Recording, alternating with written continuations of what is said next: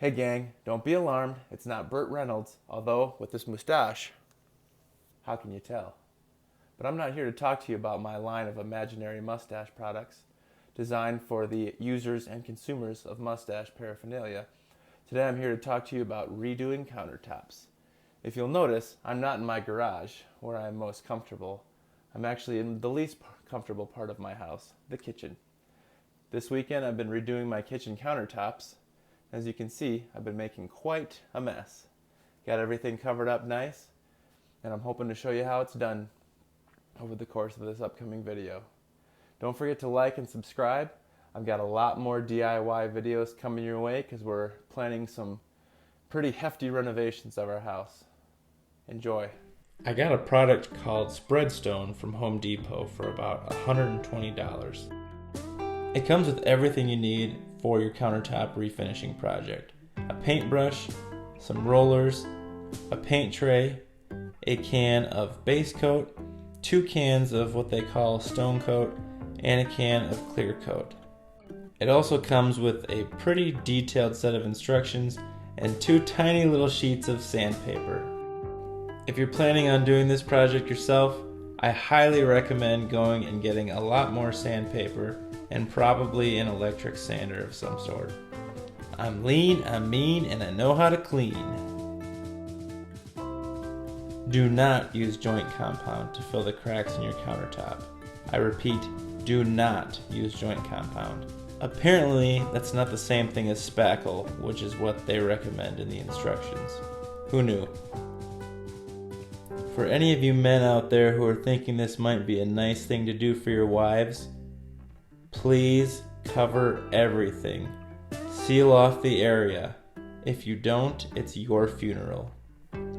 This makes a huge mess. I covered as much as I could. I sealed off the area, and somehow dust still got out into the other spaces of our house. Once you get everything covered up and the cracks sealed, it's time to start scuffing your countertops. This was actually way harder than I thought it was going to be. I tried different grits, I tried using my orbital sander, I tried hand sanding it, and it really did not go well.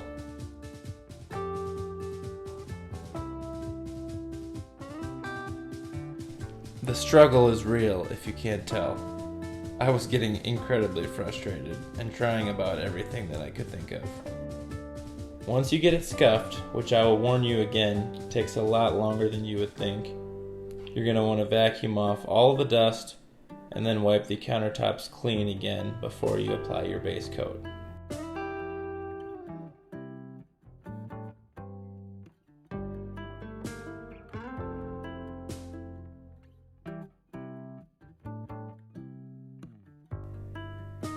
It really does not look like I did much damage here.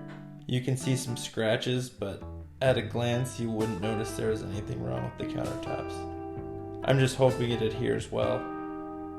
Also, if you did happen to fill any cracks, make sure you sand off any excess filler or it will come back to bite you. Once that's all done, you're ready for your base coat. It looks a lot like a thin pancake batter, but it goes on fairly similar to paint. Roll it on with the roller, use a brush in the tight spaces, and do 2 coats, letting it dry for, I don't remember, like an hour or so in between, and you're good to go. In other news, I'm still looking for the cure for baldness, so if anybody has it, let me know. I don't have a lot of time left. We really need to rethink our corporate structure. 2 bosses and 1 employee is not an efficient way to run a business. But until then, I guess I'll answer to all of them. Once the second base coat is dry, you're ready for the stone coat. The manufacturer recommends rolling the stone coat onto the surface, but those guys are idiots. It's very difficult to move the stone pieces around with the roller, so I ended up using a brush and dabbing it on my entire countertop and then rolling it smooth afterwards. I dabbed on a small section with the brush and then I rolled it out smooth, and then I started the process over again. I found that dabbing the stone coat on with the brush was a lot easier in terms of distributing the stone particles evenly, and if I did have to move some of them around, the brush was easier to do it than the roller was. Fans of sanding will not be disappointed. I spent so much time sanding these countertops, it was a little bit ridiculous. It took me quite a while to figure out even how to go about it. This stuff does not sand like wood. I think I started with an 80 grit, thinking that would more than suffice. Then I actually went down to a 40 grit, and then I went back up all the way to 800 grit, hitting about every grit in between that I had pads for on my orbital sander. Once you're so sick of sanding that you've given up, vacuum off the counters, wipe them down, and you're ready for your clear coat. This is pretty similar to a polyurethane without the smell. You're going to want 2 coats of it, and it takes several hours in between to dry. Well, friends, the countertops are done. And so I must ask you a serious question. And because it's serious, I'm dressed for casual business. Notice the collar and the shirt sleeves?